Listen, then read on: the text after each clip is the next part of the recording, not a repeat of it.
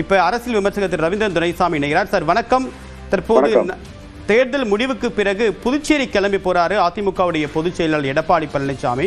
சட்டமன்ற உறுப்பினர்களை அங்க தங்கியிருப்பதற்கான காரணம் என்ன? இவர் அங்க போய் சந்திப்பது அந்த பயணத்துடைய நோக்கம் என்ன? Exploring the possibilities of forming the கவர்மெண்ட்ங்கிறதுல விஜயை பற்றிய சிங்கிள் லார்ஜஸ்ட் பார்ட்டியான தாவேகா தலைவர் விஜயால 118 கொண்டு வர முடியலன்னு இன்னைக்கு அபிஷியலாட்டே ரிக்வயர்டு மெஜாரிட்டி அவருக்கு இல்லைங்கிறத கவர்னர் தன்னோட அறிவிப்புல செய்துட்டாரு. அடுத்தபடியா கவர்னர் ஒரு அரசு அமைவதற்கான அந்த ஆய்வுல அவர் என்ன செய்யலாம்னா, 2வது இடத்திற்கு வந்த மு.க. ஸ்டாலினால 118 எம்எல்ஏக்கள் ஆதரவை கொண்டு வர முடியுமான்னு அவர் ஆய்வு பண்ணி பார்க்கலாம்.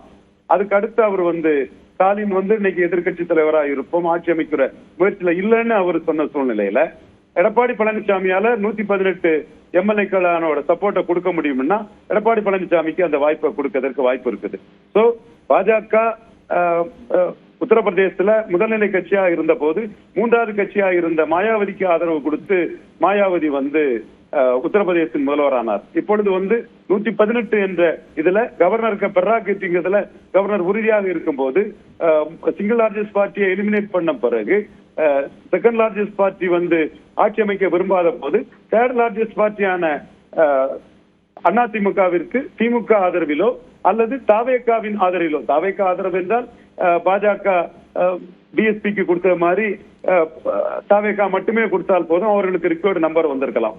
அவர் கவர்னரை சந்தித்து ஒரு ஆட்சி அமைப்பதற்கான வாய்ப்பு என்ன இருக்கிறது என்பதை வைத்து அவர் அதற்கான வாய்ப்பை கோரலாம். இப்பொழுது எடப்பாடி பழனிசாமி தலைமையில் திராவிட இயக்கம் என்ற அடிப்படையில், திராவிட இயக்கத்திற்கு ஆபத்து என்ற அடிப்படையில் ஸ்டாலின் திராவிட இயக்க தலைவரான எடப்பாடி பழனிசாமி ஆதரித்தால் அது எடப்பாடி பழனிசாமிக்கு அதிமுக திமுக ஆதரவு மட்டுமே போதாது, அதில் உள்ள மற்ற கட்சிகள் விசிக, இந்திய கம்யூனிஸ்ட் கட்சி, தென் மார்க்சிஸ்ட் கம்யூனிஸ்ட் கட்சி, ஐயுஎம்எல் போன்ற மற்ற கட்சிகளின் ஆதரவும் எல்லாம் எடுத்துக்கொண்டால் 118 வரை வருவதற்கு வாய்ப்பு இருக்கு.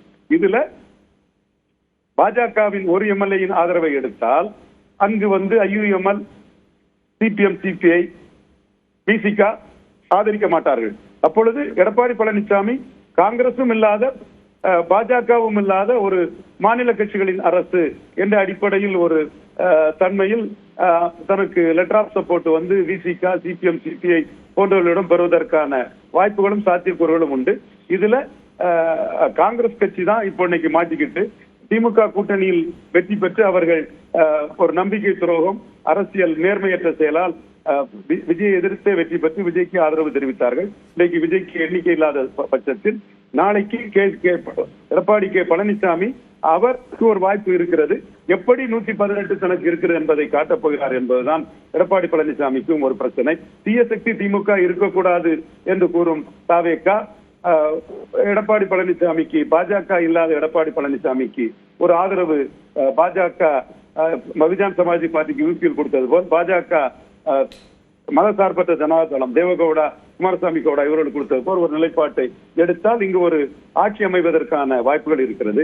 அல்லது 118 யாருக்கும் இல்லாவிட்டால் கவர்னர் ஆட்சியை இங்கு வருவதற்கான வாய்ப்புகள் உண்டு. எய்தர் எடப்பாடி ஆர் எலெக்ஷன் என்று முன்பு கூறினேன், அதே போல் எய்தர் விஜய் ஆர் எலெக்ஷன் என்ற கருத்தை சொன்னேன். விஜய் இல்லை என்று ஆகிவிட்டது. இப்பொழுது விஜய் தன் ஆதரவை கொடுத்து ஒரு ஆட்சி அமைப்பதற்காக எடப்பாடியுடன் அவர்கள் பேசுவார்களா என்பது தெரியவில்லை. திமுக மட்டுமே ஆதரவு கொடுத்தாலும் எடப்பாடி பழனிசாமிக்கு 118 வராது. திமுகவின் கூட்டணி கட்சிகளும் எல்லாம் சேர்ந்து கொடுக்க வேண்டும். அதில் பாமக எடப்பாடியோடு இருக்கிறது, திமுகவோடு விடுதலை சிறுத்தைகள் இருக்கிறது. இதிலும் பல சிக்கல்கள் இருக்கின்றன. கவர்னரை பொறுத்தவரையில் பிரசன்ட் ஓட்டிங் என்ற அடிப்படையில் போகவில்லை. தன்னிடம் மெஜாரிட்டியை காட்ட வேண்டும் என்று தன்னுடைய பெர்ராகேட்டிவ், திராவிட முன்னேற்ற கழகம் கூறுவது போல் கவர்னரின் பெர்ராகேட்டிவ் என்ற அடிப்படையில் எஸ்ஆர் பொம்மை வழக்கிற்கு பிறகு Parameshwara versus union of government, Parameshwara என்பது கர்நாடக காங்கிரஸ் தலைவர், அவர் எடியூரப்பாவிற்கு 2 வாரம் கவர்னர் கால அவகாசம் கொடுத்ததை எதிர்த்து வழக்கு தொடர்ந்த போது உச்ச நீதிமன்றம் 1 நாள் தான் அவகாசம் என்று தீர்ப்பளித்தார்கள். இதை வேண்டுமானால் எஸ்ஆர் பொம்மை வழக்கு என்பது போல் நம்ம இதை எடியூரப்பா வழக்கு என்று நாம் இதை மையப்படுத்திக் கொள்ளலாம்.